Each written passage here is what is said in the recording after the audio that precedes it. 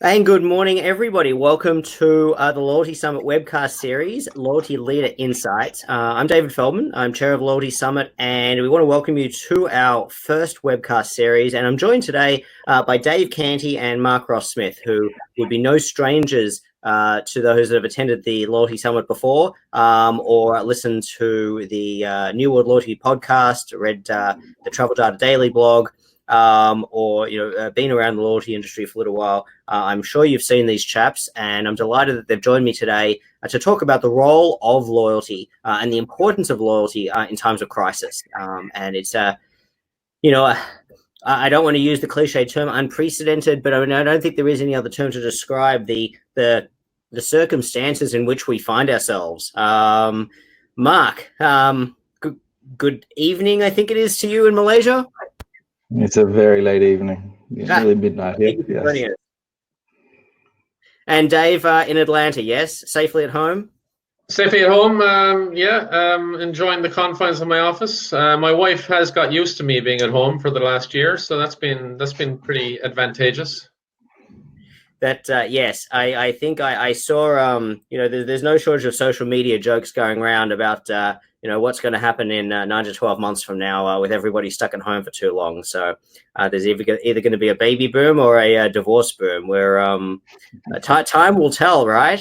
So look, the situation we find ourselves in, guys, nobody really played a scenario for this. Every scenario in travel loyalty really revolved around a downturn that resembled something, around what happened in the Great Recession, something that happened with the SARS crisis outbreak a number of years ago, H1N1, and in the worst case scenario, a 9/11 type scenario. And I think most travel brands, certainly were prepared for regional downturn, dramatic regional downturns in business, but such a global downturn in business where it's not just a downturn in business, but literally everybody is at home, not just in the United States, not just in China or in Asia Pacific, but pretty much every country around the world, everybody is to some degree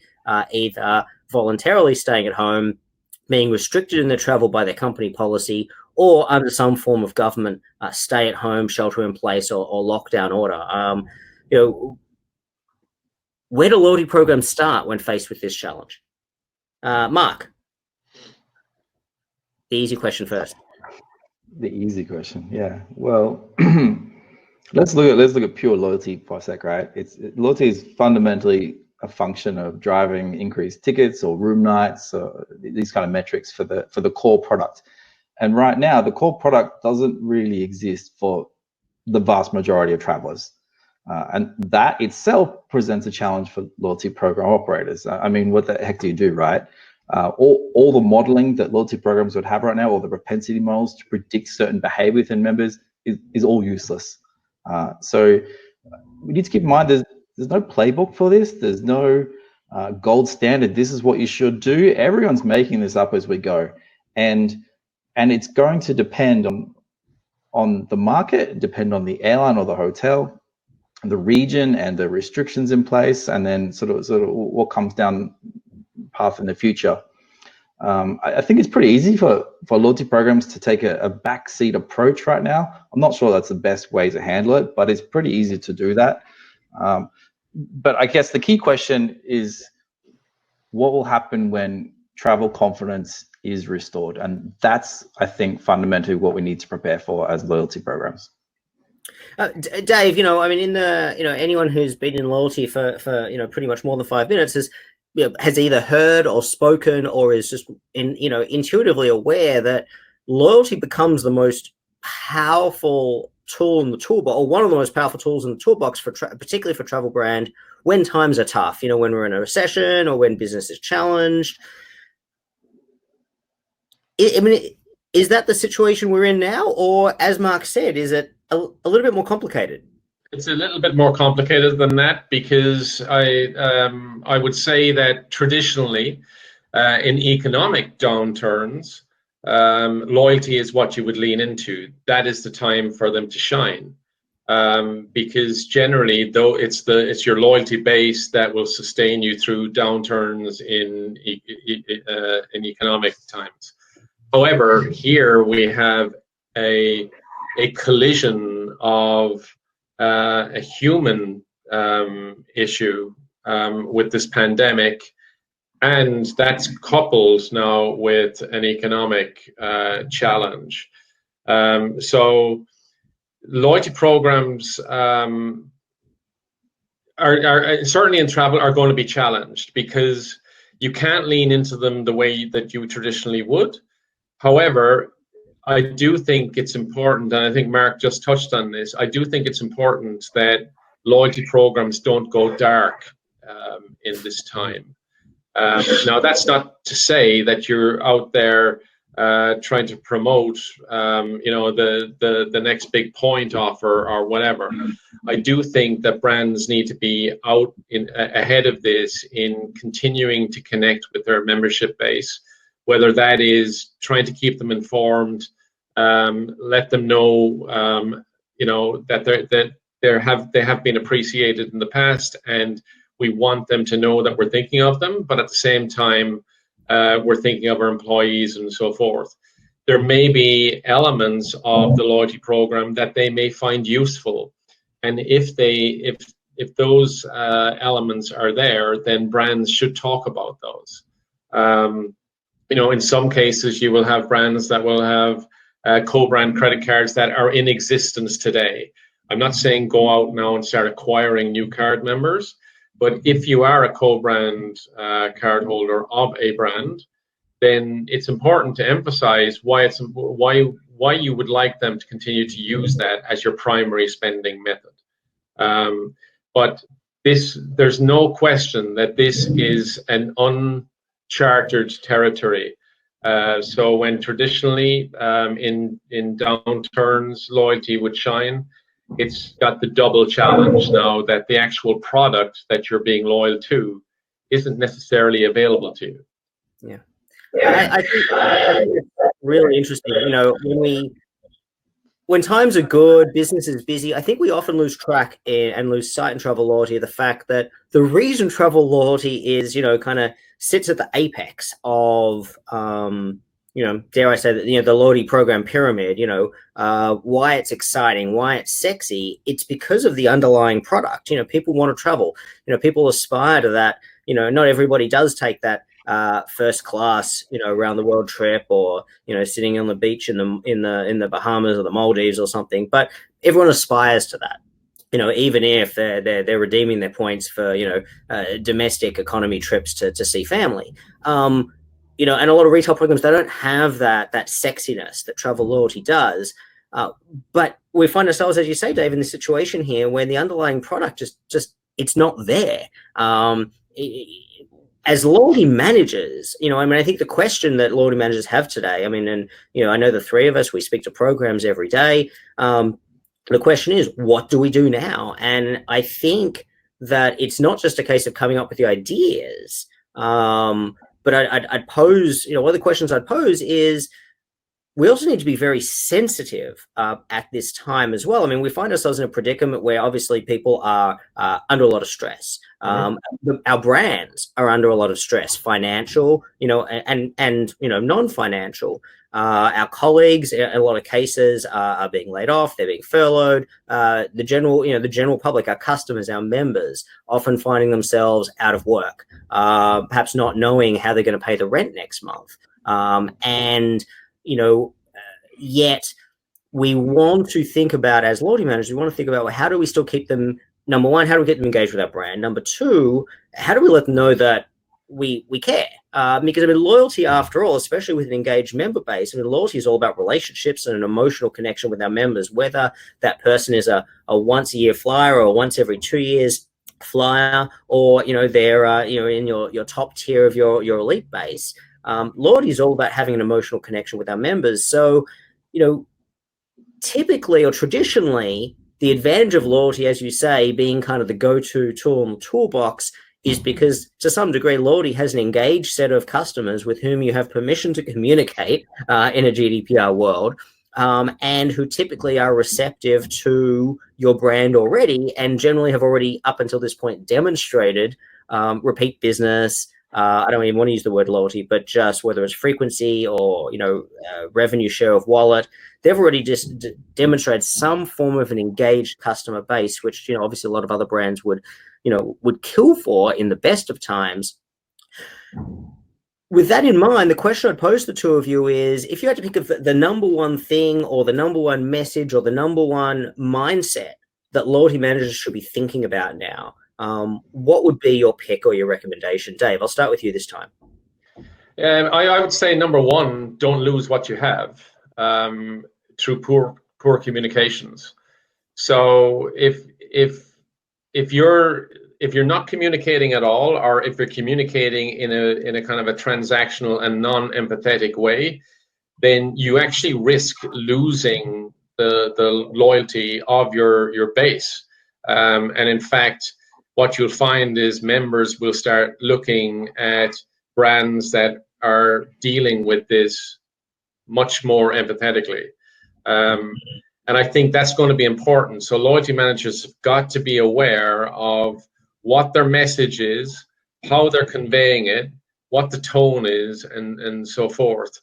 I think it's also important to remember that loyalty is a two-way street, and it's important that now we're basically going to be asking our members to remain loyal to us, but at the same time, we've got to show in an empathetic way that we understand the circumstances of the general public.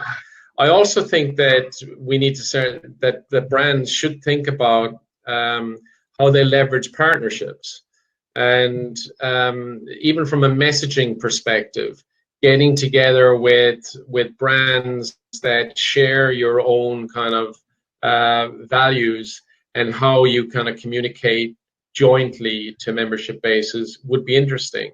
I'm going to just use co-brands again as an example, but there is an opportunity for a hospitality company or an airline company to work hand in hand with their co-brand to put a joint message together.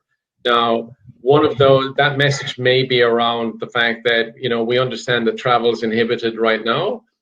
We appreciate your loyalty to us. However, we're working with our co-brand to ensure that is there an opportunity for us for you to delay payments or whatever. I'm not entirely sure what that is, where there's no interest charged for the next 3 months if you start revolving versus paying off your bill. Things like that. But I do think that brands need to start thinking about it, not just from a singular perspective, but possibly working hand in hand with partners.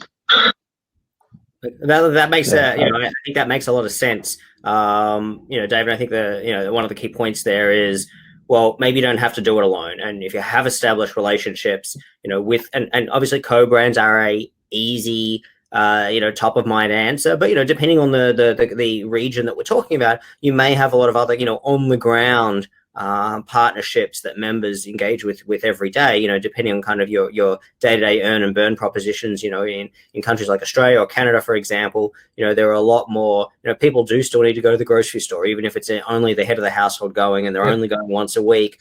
They do still need to go. They still need to fill it with petrol. These are things that maybe they're not the biggest concern of the average member right now, but they are something that is involved in their lives. So it's something to have to think about. Is not even mobility partners. So I mean, a lot of your members may be people that are today working on the front lines of trying to tackle this, but they don't necessarily have access to autocars or whatever. So working with your mobility partner to provide those critical staff the opportunity to be able to get to work and back, whether it be utilizing, rental cars or so forth. I think there are things that you can possibly do together to help. Yep, excellent. Thank you, Dave. And just before I go to Mark, I just want to let everybody know as well, there is the opportunity. You can submit questions. If you haven't, a couple of people already put some questions in. We'll certainly come to them as we go through. So if you do have some things you'd like us to address, please feel free to do so. Mark, in terms of, if I'm a loyalty manager, what do I do now? Yeah, I think Dave Canty hit on the head there. Is about leveraging the partner base. I mean, think about it. It's called a partnership for a reason. Yeah, you're in it together, and especially with the co-brand, everyone knows that if someone's an elite member plus the co-brand, the value to both companies is incrementally more than just having one, just being just an elite member or just having a co-brand card. So I think now is a good time to, if it permits, using some of that, maybe the customer acquisition budget, put into some sort of retention mechanism where, I mean, Dave mentioned, doing a deal with the bank to waive interest payments for a certain period, things like that. Get creative. I think every business has a unlimited creative license to do something different right now, and now is the perfect time to do it. So I think leveraging on that. Also, I think keep in mind that people generally look at businesses and companies they deal with, and they judge them on how good they are when they need them and in times of crisis. And I think this absolutely is that time. And my approach when customers have had any sort of difficulty at all, whether that's financially or attaining something, is always absolutely every time help them. And that's put the company second for once, help the customer, because if, for example, you got an average, say a 40-year-old male in the program, they've got 40 years left of being a customer in your program. Do you know what I mean? The lifetime value is not at its peak from them yet. I wouldn't just be throwing them under the bus, throw them away. The airline, the hotel, they're going to survive, but I think in these times, not all customers can survive. And so I think being very customer centric right now, like really customer centric, not just saying you are, but actually be customer centric. I might give one example, and that's I think we've all read about a couple of airlines putting restrictions on gift cards and things like this. Don't want to throw them under a bus here, but I probably wouldn't be doing that. I think now's the time. Well, Mark, you brought it up, and I actually kind of had a note here, and I actually, there's some questions that come in that kind of lead to that as well. One of the questions we have from Angela is, what suggestions would you have to help programs keep the cash and enhance the cash influx when the main product's not operational? So, I mean, let's talk about cash flow right now. And I think there's a couple of things that come to mind that we've seen from programs and brands in the last couple of weeks that I think are certainly raise the hairs on the back of the neck, maybe in a positive way, maybe in a negative way, depending on where you sit. But let's talk about cash flow. I mean, airlines, hotels, I mean, literally what we are seeing, and we're seeing around the world, is the cash flow is switched off. The money is not coming in. I mean, we are talking about, I mean, for most airlines, if the airline hasn't completely 100% grounded themselves, they're looking at 95% revenue drops, both for immediate travel and even for future bookings. So even for 6, 9, 10, 11 months out, those bookings simply aren't there. So the reality is there's still fixed costs. So we understand that let's just focus on airlines here, keep it simple. Airlines are in a cash crunch. They can't, even if they literally shut down, they still have expenses. So, but there's no revenue coming in. What do? We all know, we've all been in lengthy discussions and stressful discussions with program managers over the last couple of weeks where these exact conversations come up. And guess what? The loyalty program is being tapped to cut costs as well or generate cash. Two things we've seen, and then we can maybe add the third thing is about other ideas. As you say, we've seen a number of programs switching off the ability to redeem for on-the-ground redemptions, such as gift cards, and other on-the-ground partners, third-party redemptions. Now, obviously, that does help conserve some cash in the short term. If people, there's two issues here. Number one, people normally redeem gift cards anyway, for example, right? And those people that normally redeem gift cards, if you switch it off, you're not having to pay for those gift cards right now. Number two, people can't redeem for in the air, or they're not willing to redeem for in the air a long way out. And actually, even where schedules are fine a long way out, I'm not seeing a lot of airlines opening up Saver award space, or classic award space in the levels that you think that they really, really should be. So, there's not even an ability for members to redeem their points and miles on the home product in a lot of cases, both short and long term. And then the third thing is I think we certainly have concern from members in a lot of in a lot of regions and jurisdictions about the solvency of their points and miles. Some people have been caught out before. If you're a customer with airlines, anything from Air Berlin to Ansett Australia, you may still have sore memories of that. And people perhaps are looking at cashing out. We've seen Virgin Australia switching off conversions to Singapore KrisFlyer. And it's not just in the airline space. We've seen, other programs switching off third-party redemptions as well. Mark, you hinted, not a good idea. Mark and David, comments, thoughts, ideas? I think this also segues into breakage a little bit. Because people also might be redeeming points because they're concerned about expiry. I know a bunch of airlines have already extended that, but that comes into it. Insolvency comes into it a lot as well. But the biggest factor, I think, is unemployment probably driving a lot of these people cashing it out. And the way I see it, all the breakage models right now are broken. So you can't go back to these. They just don't work anymore. It's actually a really good piece put on Travel Data Daily the other day, exactly about financial management in airline loyalty programs right now. And we're actually gonna have Len on the webcast in a couple of weeks as well, Mark, to talk about exactly that. Yeah, for those that know, for those that know Len, he's the expert in the space on that. But yes, I think the takeaway right now is everything you thought you knew about breakage. I mean, your assumptions. Guess what? They're out the window now, right, Dave? They are out the window, but that doesn't mean to say that you switch off the utility of your currency, because I think it's important that you think about ways in which you can enable your membership base with the currency.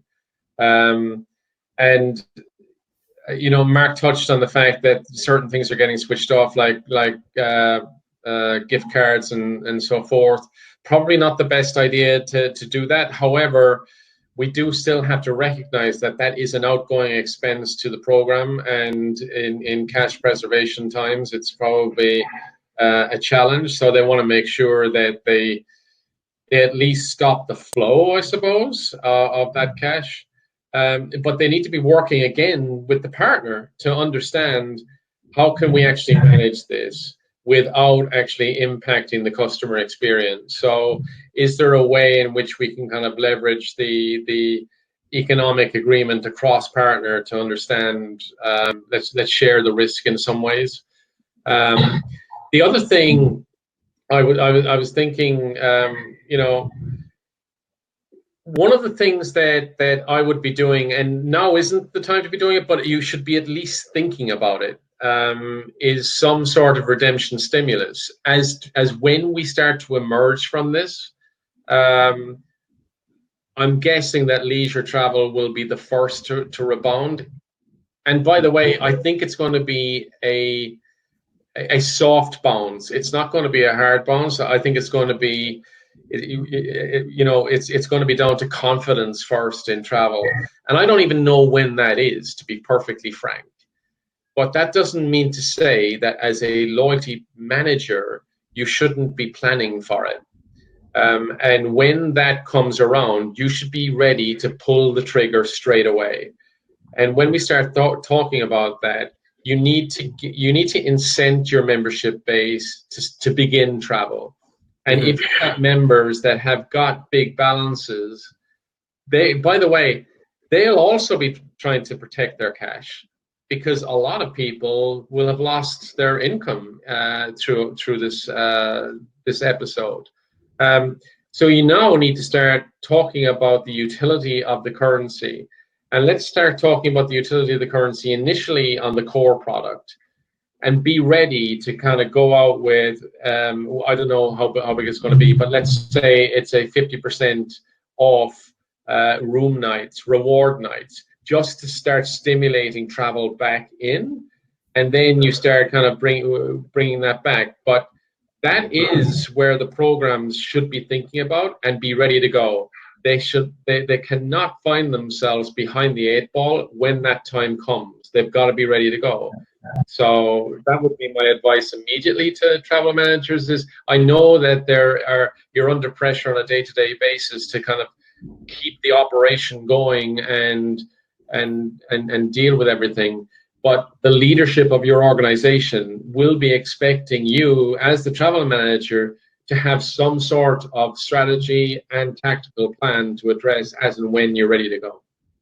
No, I think that makes a lot of sense, David. I mean, I think when we think about the cash flow crunch right now, and I mean specifically about gift cards, I mean maybe the things for loyalty managers to be thinking about, and to be taking to their CFOs who are pushing them, to conserve the cash is, look, you want to conserve cash, you got to do a few things. Number one, you've got to instill confidence in the currency that, to avoid the run on the bank scenario. And a lot of that is out of the hands of the loyalty manager. A lot of that is the perception of the brand in the community. And if the membership and the public at large think that your brand isn't going to be around, hey, when you've got your airlines, running to the government in every jurisdiction around the world saying, hey, if you don't pay us billions of dollars, we're going to go under. When you have IATA going out there saying every airline is going to go under if they don't steal customers' cash, against the law in many jurisdictions, that doesn't do a lot to instill confidence in the public that their currency actually is going to be safe and that they should leave it there and there shouldn't be a run on the bank. If you want to perhaps conserve the cash flow with regard to third-party redemptions like gift cards, rather than switching the utility of the currency off, maybe there's sensible limits that won't affect the average member, but will limit the run on the bank scenario. Maybe 1 gift card per person per month, something like that. But you make a good point, Dave. In a lot of cases, people aren't redeeming gift cards because they don't believe in the currency, or it's a run on the bank, or there's nothing else to redeem and they're bored, although those things may very well be true. A lot of cases, people previously might have, snubbed their nose at gift cards for the local grocery store because of incredibly bad value of their points and miles. But right now they're out of work. And if they can get a $20 or $50 gift card to the local grocery store, that's a big impact on the household budget if they don't have any cash flow coming in either. So, we started the discussion by reminding everybody that loyalty is about relationships with our members. Is it a betrayal of that relationship if the one moment that they really need to be able to redeem for a gift card to the local grocery store or the local petrol station, that you're taking that away from them, after they've demonstrated the loyalty to you to earn those points and miles in the first place? Is that really setting you and your membership relationship up the right way to be in a position to leverage those members when the recovery comes in the ways you were just saying, Dave? So I guess I'll throw that out there. Any comments? Then maybe we'll move on to the next topic. Well, look, all I'll say is you mentioned that the decision doesn't rest with the loyalty manager in some of those cases. The decision may not rest with them, but the recommendation rests with them. And it's up to them to basically be able to manage their program and make recommendations to leadership. So I think that's important. Mm-hmm. The other thing, just to end this, is I don't think any member should be put in a position where they're worried about anything about their program, whether it be expiration, whether it be status, or whatever. That's the last thing people should be thinking about right now. And brands need to make sure that they relieve that type of stress from their membership base as soon as possible. Because at the end of the day, we need to reset the clock. It's kind of on a go-forward basis. Everybody should be made whole. But I also, just to finish out this particular topic, I don't think, and this is the loyalty two-way street thing, I don't think it's a good idea for loyalty programs to be tweaking with the rules in flight. Now that things have turned around, where there is a liability, they need to make sure that they're not changing the the dynamics of the program for the member. And if they are, they need to really start explaining clearly why. And I think there are some brands that might be able to do that and do it in a way that they explain it. Look, to your point, it's about being here for the long game. It's about making sure that your currency is going to be relevant on the other side of this. So we are making these adjustments because we are actually looking at protecting you from a long-term perspective. So I think there are ways to do it, but you've got to be very, very careful. You can't just turn around overnight and make the adjustments that Mark just outlined. Absolutely. Before we go on to the next topic, I want to obviously do the obligatory thank you to our sponsors. So I just want to mention a couple of them: Engage, Amia, Adara, Hotel Chocolat, Hilton, Radisson Rewards. Have all been fantastic sponsors of the Loyalty Summit. For those interested in our actual in-person conferences as well, please visit loyaltysummit.com. I know many of the people watching the webcast today have joined us in person in the past. If you're not aware, we obviously it makes common sense. We have rescheduled our New York Loyalty Summit till later in the year. It was scheduled for June, and we'll be posting updates. We have a date. We're just looking to confirm the venue in the next few days, but keep an eye on loyaltysummit.com for any updates in regard to that. Mark, Dave just put up a raft of awesome points to think about as the loyalty program, and members are concerned. Members are concerned about a lot of things, and we are seeing a lot of announcements from programs in the last couple of weeks. Taking with the aim of taking the pressure off members' concerns, so they don't even need to worry about the program or anything about the program right now. And just before we delve into some specific questions for you, I mean, where we are today, I know you and I have had a number of discussions, Dave, Canty as well, over the last 2 months, on this topic of the impact of the coronavirus on loyalty programs and travel. And where we thought we were 4 or 5 weeks ago, is a world away from even where we were 2 weeks ago, which is a world away from where we find ourselves today. I mean, we started this, when programs started looking at this and taking this quite seriously, we had a downturn in Asia Pacific. We suspected that the recovery in Asia Pacific was going to look like it did after SARS, and that was a big V-shaped recovery for travel brands. Airlines made a big mistake with SARS in pulling back too much capacity too early, and they wanted to make sure this time around that they were ready to capture and capitalize on that recovery. All of a sudden, we saw, well, that morphed into businesses even outside of Asia, becoming a bit more risk averse, restricting business travel, but we still saw leisure travelers still traveling. We still saw essential business travel still happening. There was, some travel brands. I mean, just to look at the US market, Alaska came out with a double qualifying mile promotion for the people that were still traveling right now. American Airlines did some discounting, if for no other reason than to get some cash flow for future bookings on the books. It was interesting at the JP Morgan conference a few weeks ago, you had both Alaska and American Airlines actually up there saying, we had some success with those promotions. We actually did get some additional short-term revenue, some short-term bookings and some long-term bookings on the books. And yet, then we had United turn around and go, well, we don't see that, and we're really surprised that anyone else is suggesting that. I mean, it's an academic discussion now, because now, well, look at the three of us. We're locked in our homes. We're not allowed to go out. Mark, I think you probably get arrested if you go outside of your apartment building there. I literally read in Australia yesterday, apparently, I think some learner driver got fined, $1,600 because she was out driving and doing a driving lesson with her mum. Now, I don't want to get into whether that's appropriate or not, but the reality is it's not just about, I'm afraid to fly now. It's not just about, my business travel department is saying I'm not allowed to take that trip. You can't fly. You can't fly even if the airline is flying, and half the time they're not flying. We've seen in the last few weeks, if we had gone back 5 weeks ago, Mark, and I know you wrote a really excellent article on Travel Daily. If anyone hasn't read it, please go and read it, about status extensions. If we think about 5-6 weeks ago, the conventional wisdom is, if you're thinking about a status extension, just hold up, especially if you run on a calendar year. There's no rush, and you need to think this through. talk me through the conventional wisdom about why if we go back 6 weeks in our lives, or in a normal year, you wouldn't be rushing to give wholesale extensions of status to your members. Why would that backfire in sort of more normal circumstances? Can you walk us through that? Right. So generally, elite status is the single most powerful tool an airline has to drive new business. There's nothing better. It's more powerful than discounting in terms of driving incremental revenue. And when that is the pinnacle of all rewards that you can possibly give out as an airline to a customer to drive new business, you kind of don't want to do that. You give them everything else except that. So giving them status, extending status in normal times, this is not a good idea because it ruins the game.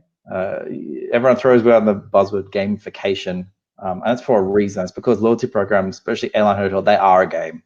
And it's because of the game that they work. And if you take that gaming element out of it, they don't work as effectively. So you need the gaming element in there. And if people don't want to, or maybe there's a better way to say it, if there's no way to work your way up the chain, if there's no sort of leveling up within that system, the game element is removed. And therefore is not as attractive because remember, travel loyalty programs, they're almost entirely emotionally based. People do crazy status runs around the world for no other reason other than to get status. They're ego-driven programs. It's very much you go into your dinner party and everyone's whipping out their gold card and, oh, are you gold? I can get into this lounge. Have you tried the wine in this lounge? It's a big thing. It can drive a lot of business for airlines. And when you go gifting out status under normal circumstances, you lose that ability to drive incremental revenue out of passengers. And I talked a lot of the article about. I'll go briefly. When Malaysia Airlines had a couple of issues with their jets going down, and what publicly Malaysia Airlines did at the time, and for a lot of members, they extended status up to 2 years with pretty poor communication, and it was towards the end of the calendar year they did that. For some members, again, this is all public, the second year was extended and they didn't communicate it. And what happened after that is, if the airline really should tell the story, it's not a bad story, but without sort of giving anything confidential away, they could have managed it a lot better. And there was financial implications that hit the airline pretty hard. So you probably don't want to go extending for free like that unless there's a really, really good reason. You really need to connect with the member and make sure they have some sort of buy-in into your brand, buy-in into the airline, and a reason and incentive to keep flying, because there is no shortage of airlines in the world today, especially here in Southeast Asia. There's a ton of airlines. And, if status isn't something you're worried about achieving because the airline is giving you to for free already, in your mind you're thinking, well, this is other competing airline, I haven't tried them before, it's half the price, 30-minute flight, I'll give it a shot. Suddenly, before you know it, you like it, you're trying it, you're like, gee, I can save a lot of money, I'm getting similar service, and you switch your alliance, you switch your loyalty over. Whereas if you're constantly working towards that, you're constantly working to that next goal, you're kind of grinding your way up there, you're kind of making you to consolidate your share of wallet, right, Mark? You either you want to make sure you don't miss out on requalifying, or if there's a chance you're going to hit the next tier, you want to make sure you do that. So you're not going to risk throwing 1 or 2 flights to a competitor airline. You're going to make sure you consolidate that, correct? Exactly. That's exactly what loyalty programs do very, very well. So under normal circumstances, you wouldn't even think about this. Yeah, no, look, and I think, the way I think about it in my mind is, because you've both made some really good points, and I want to bring back to a question for the two of you in a second, is, it's a question of, are people actually able to fly? 5 weeks ago, 4, 5, 6 weeks ago, we sort of had these two groups of people. We had people, there was definitely a segment that weren't allowed to fly. Their risk management departments were saying no more business travel. Self-selecting travelers, self-funded travelers were deciding, maybe I'm concerned about flying. Maybe I'm afraid to fly right now. Maybe I'd just rather stay home, not put my family at risk. and we also had, capacity cuts coming in. So maybe I can't physically actually even make the trip that I was going to make because the airline, is making it difficult, or there's government restrictions. So you really had two groups of people. You basically had people that either were not allowed to fly or choosing not to fly. So people who weren't traveling. And then you had people who still were traveling. And in that scenario, I think what you say, Mark, there's a lot of value in remembering that if you've got a segment of the market that is still available to travel, either now or expected to travel significantly later in the year, I see Seth asked a question here, and it's an obvious one. If your calendar year program right now, we're barely into April. Should we be, we'll come to the question in a minute, but should we be worrying about things at this point in time for your calendar year program? I want to come back to that question. But all of a sudden, we find ourselves now in a situation. Sorry, if you have a segment of the market that is still available to travel or expected to be able to travel, you don't want to give them any excuse to undo the golden handcuffs and allow them to go and try to fly a competitor or stay with a competitor hotel brand.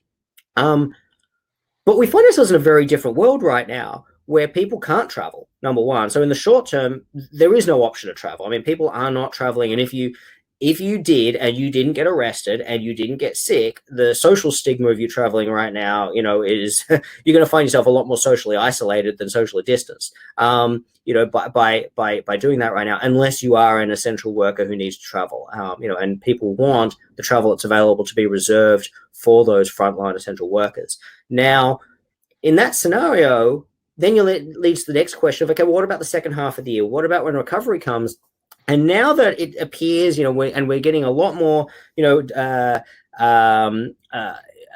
divulgences, if you will, from travel brands, that nobody expects this to be a SARS-like V-shaped recovery in the end. I think Jamie Baker from JP Morgan yesterday, I think, just issued a client note that was pretty skeptical. I mean, United, actually, all the major world airlines, from BA to Lufthansa to United to Qantas, have been putting out some pretty dire predictions about what the end of the year looks like. And I'm seeing, probably in a best case scenario, we're still seeing Q4 at least 30 to 50% down year over year. Dave made the point earlier about a gradual recovery. I mean, I think that is the working hypothesis of everybody now. When we put all that together, where does that leave us? This, in the sense of, should we still be holding off? Or, to Dave's point, members have some concerns. We want to alleviate those concerns. And really, it's all about programs and brands being seen to look after members at this point. What's the trade-off between those two competing priorities, Dave? So first of all, what I would say is, and I think you said Seth asked that question. Let's be realistic here. This is not going to be a 2020 recovery. And if people feel like it is, then I think we need to reset that thought, because this is going to drag through the summer. Or at least the early months of the summer. Then you're going to be trying to build up some level of confidence in getting travel back. Like I said, I do think that leisure will probably be the soft bounce first, if even that occurs in 2020. But we don't know. That's the thing. And I do think that you need to kind of manage that expectation now, because once we get through the summer, we're going to fall and winter. And there's one of the unknowns at the moment is there a bounce back of this virus? We don't know. And to be honest, there are different countries taking different actions, which means that in some cases and in some regions, you will find that this virus kind of lives on. And we've just got to understand what are the implications of that. So I think a recovery in the travel industry in 2020 is going to be very, very challenging. I also think that with the advent of this whole scenario, we have seen the emergence and the viability of platforms like this to do business. And I think you will find that businesses will reevaluate as they look to preserve cash, And as they look to save on a go-forward basis, they will evaluate how they've been able to conduct business during this time on electronic and digital platforms. So I do think that that will have a long-term effect on business travel, because I think the strategies will change. That doesn't mean to say that the desire to travel doesn't change, but that desire can be curtailed by the fact that it's now on your own dime. So you've got to start thinking about it from that perspective. So is there a trade-off? I don't think so. I think this is actually, we need to start planning for the long term, and making sure that we're ready. And that's why it's important to ensure that you don't remain dark to your loyalty base. You need to continuously engaging with them. And one of the things I might suggest is look for ways that allow you to engage with in at-home kind of activities. Do you have content that you can share or give them access to, even on a trial basis, where it's for the next 3 months, you know, you've got free access to cooking tutorials, to exercise tutorials. Even think about, is this an opportunity for us to actually start educating people on our industry? So tutorials on hospitality, tutorials on the workings of an airline. Those, to me, are opportunities for you to engage with your customer base in a really interesting way, but position it in such a way that it's because you've been loyal to us, we're making this stuff available to you. And I think the fact that people are suffering a little bit from cabin fever right now, we are looking to consume content that can keep us some way stimulated. I think that's a good point. I mean, Mark, you know, I know we are talking to programs every day, you know, about the right way and the wrong way to do things like status extension or points expiry policy adjustments, you know, and you know, we're seeing the whole gamut, you know, the whole spectrum across the world of, you know, programs, some programs being very generous, and being on the front foot with members, other programs being, well, I want to hesitate, or even points expire, I'm just going to kick it a few months. And then if I have to kick it a few more months, I'll kick it a few more months. Other programs are like, you know what, all points expire is on hold till at least the end of the year, if not next year. You know, so we're seeing the whole gamut there. But, you know, we also see, you know, we've seen a flurry of status extensions in the last few weeks. Air New Zealand, Qantas, Virgin Australia. We've seen Delta and United literally in the last, 36 hours, 48 hours. There's a right way and a wrong way to have a think about doing this. But if you're going to, even if you're thinking about being on the front foot, being generous with members, you know, to Dave's point about, you know what, just take that stress away from the member, you know, acknowledge the fact that they've been loyal to you up until this point. They've been giving you revenue up to this point, you know, go back to the member and go, you know what, we're going to look after you in this time when it's stressful for you. But if you do it the wrong way, if you don't think it through fully, there are segments that you might inadvertently actually, you know, either upset, annoy, or just forget to look after. And I know you made a comment the other day. You know, for example, Qantas. You know, Qantas has a rolling. It's not a calendar year qualification year. It's a rolling qualification year. You know, extending status for everybody by year. But for the people that have already requalified, you know, the people that high spenders, clearly they've requalified ahead of time. For those people, they didn't actually get anything extra. Now, you can say they didn't lose anything, which is fine. But, you know, are there better ways? You know, I know you have a little bit of a checklist that you share, you know, with program managers where you talk to them and you kind of work through it with them. But, you know, two questions to you is there a better way, or what's the watch out that program managers should be thinking about to make sure that you don't leave any segments behind? But also, are there clever ways that, yes, you can give an extension to members, you can look after them, you can be seen to do the right thing by members, but still provide an incentive for those that can travel later this year, even if it's a slow recovery, that you should still give your business to us? Delta, for example, I mean, some interesting examples just this week. Delta, you've got rollover miles with Delta, and they've said that everything you earn this year will count towards next year. So it's still worthwhile. United has said, you know what, we're going to halve the qualification requirements for this year. So if you are still flying, you have a chance, actually, you have a better chance of being able to reach a higher tier. Now, that doesn't help you if you're already top tier, but so be it. Air Canada came out with an interesting one that basically said, if you still achieve elite status this year, we'll give you the opportunity to gift it to a family or friend, which is certainly a very member-friendly option as well.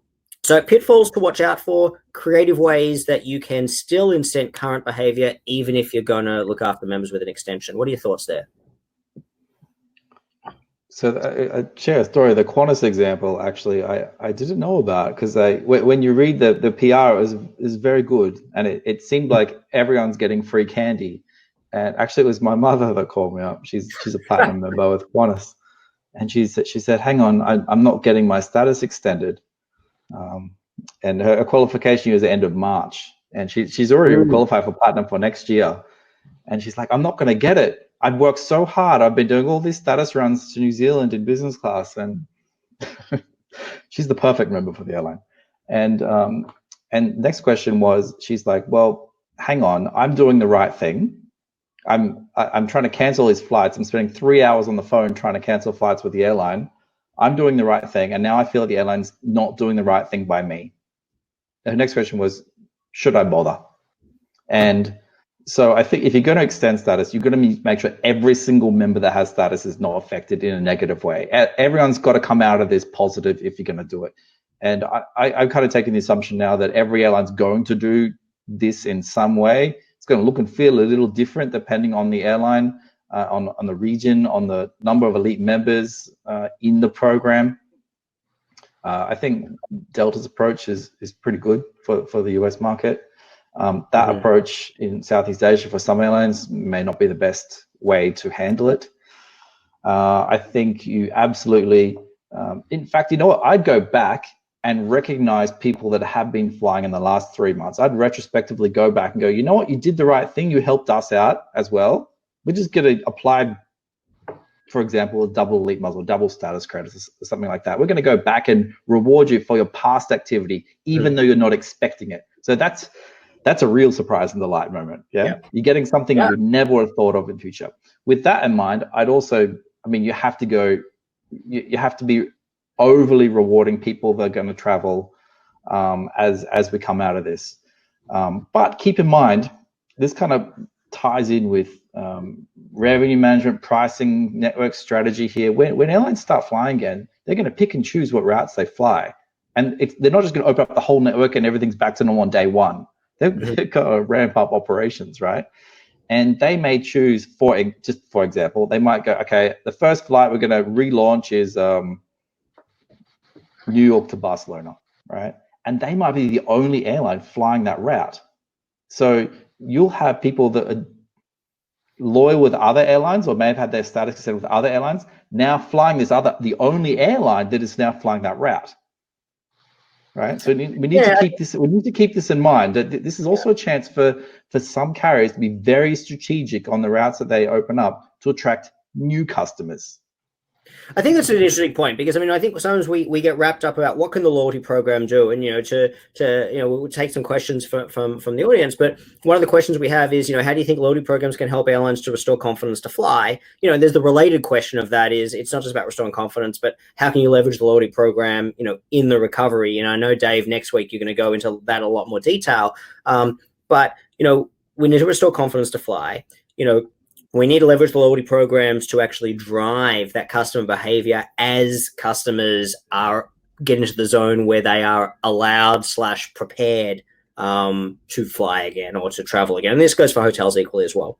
But part of that is, we spent a lot of time talking about how can the program, right now, do the right thing and be seen to do the right thing by customers. But it's not just about the program. Dave, I'll pose these questions to you. It's not just about the program, is it? The brand can be doing enormous positive or negative things right now that are going to influence a customer's willingness to fly with them when the recovery starts. The loyalty program is a very powerful tool, but it can only do so much. And one of the examples that comes to mind is this whole fiasco we've been dealing with in the last few weeks. It started with travel waivers. Some programs being, or some brands being more flexible than others with regard to travel waivers on existing bookings. And now we've morphed into this issue of refunds when the airline is canceling the flight. I think, listen, program managers. I've always been a believer that you can have the best loyalty program in the world, but if the brand is a poor experience, then the loyalty program is going to be challenged anyway. So it's important. It's really important that the loyalty program and the brand itself are working together, and they're working in a cohesive and sensitive messaging. There are a number of brands out there that are doing phenomenal things today. Travel brands. I mean, we are seeing hotel companies that are partnering with health workers and employees that are on the front lines addressing this and giving them accommodation, and making those types of rooms available. Those brands need to be held up and applauded for that. Airlines are flying medical staff from A to B to areas where they're most needed. Those airlines should be celebrated for that, because those are coming from a human perspective. They're not doing that because of a loyalty program, and the loyalty program shouldn't be claiming credit for it. But the loyalty program stands behind the brand, and it should reflect the values of the brand.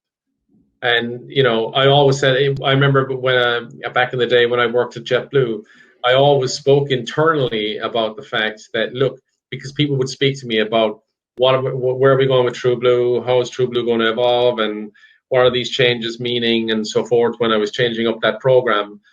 And my message back internally was, the loyalty program needs to be the cherry on top, but it's the actual brand that needs to stand out.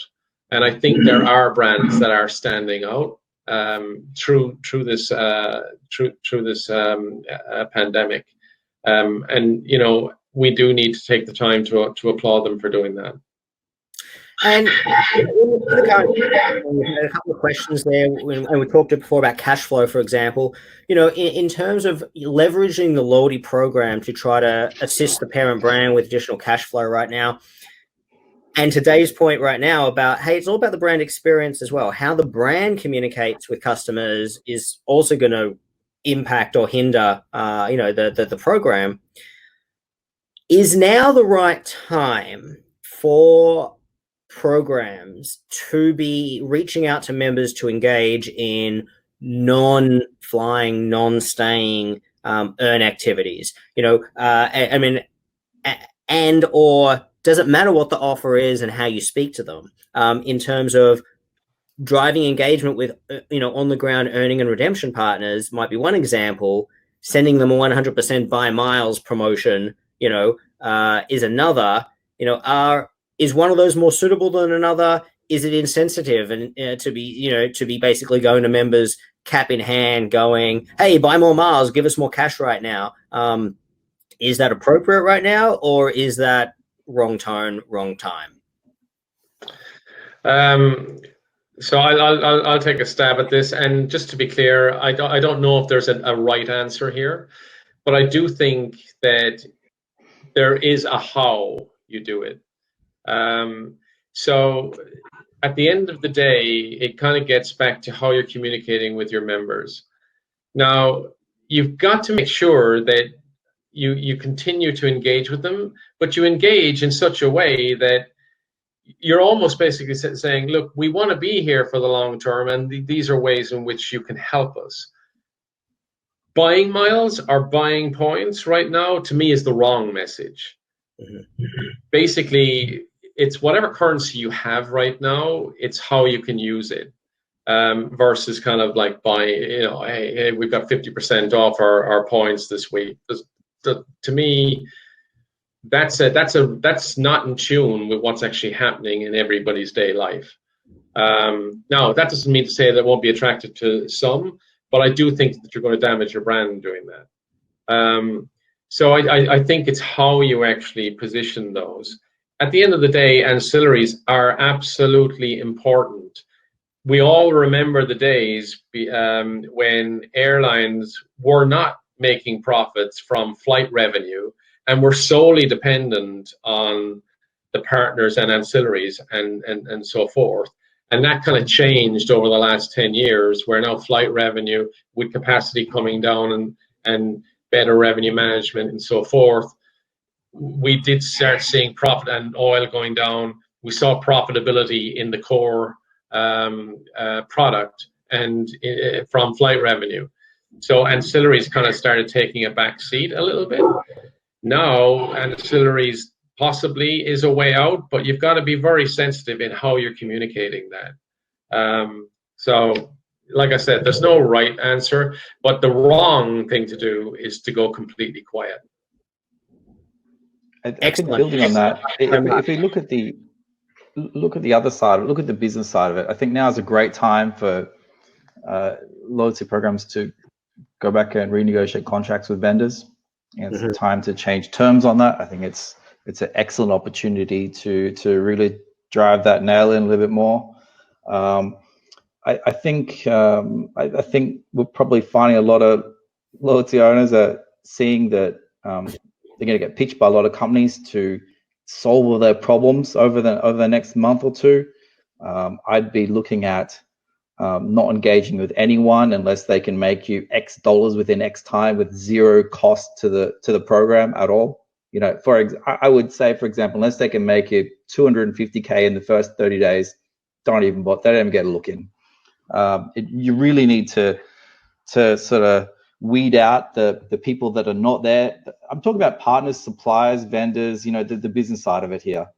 Because saving on costs is almost the same as generating revenue, right? So you look at both sides. You look at member engagement, how you do that properly, and then also on the other side with suppliers and how you can get more out of them, how you can also help them as well, because you know they're obviously on tough times now with you know, if airlines and hotels are their clients, they're in trouble as well. So how you can really help each other, come up with new ideas, new products. It's a great time to do it. Thank you. Yeah, no, thanks, Mark. And I think that's good advice. We are at time, and we don't want to go over because you know we want to be conscious of everybody's time out of the day and yours. And Mark, I know it's very, very late for you there as well. Thanks to everybody that asked questions as well. I know we didn't get a chance to get through all of them. It's always going to be the case, but we are going to have a look at them as well because they're going to help. Maybe we can use those to help someone inform some topics for the future webcasts as we go forward. Don't forget to join us next week. Dave Canty here is going to be moderating a great discussion with Simon Schulte, who's the Program Director of Flying Blue Air France KLM, and Joe Donati, who's the Managing Director of Stiefel. And talking about the role of loyalty in coronavirus recovery. And I know there were a couple of questions that came today about the value of the currency. And you know, Joe Donati is definitely the expert on that. There was a question about spinning off programs. He's the expert on that as well. So save those questions for next week. And I promise Joe will take great delight in engaging with those. I'd like to thank my guests, Dave Canty, Mark Ross Smith. I'd like to thank everybody that joined us. Thank you for coming along. And make sure to sign up to next week's webcast and for our events as well. LoyaltySummit.com. We'll keep you informed there of everything. Thanks, and everybody, and have a great day, evening. Bye now. Thank you. Bye-bye. Thank you. Bye.